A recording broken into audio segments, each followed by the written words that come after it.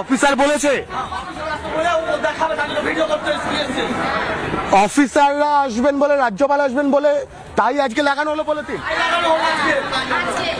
আপনারা কেমন আছেন? ভালো নেই কেন?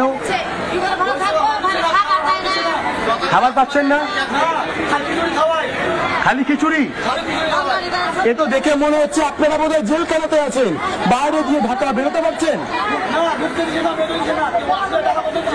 কারোর সাথে কথা বলতে পারছেন? এভাবে কতদিন?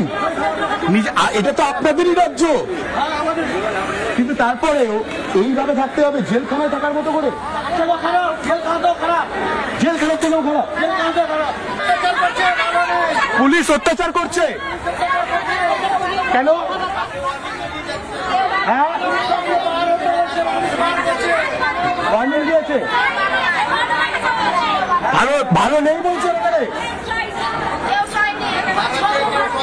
সারা রাত জেগে কাটিয়েছেন কেন? কিসের ভয়? হ্যাঁ,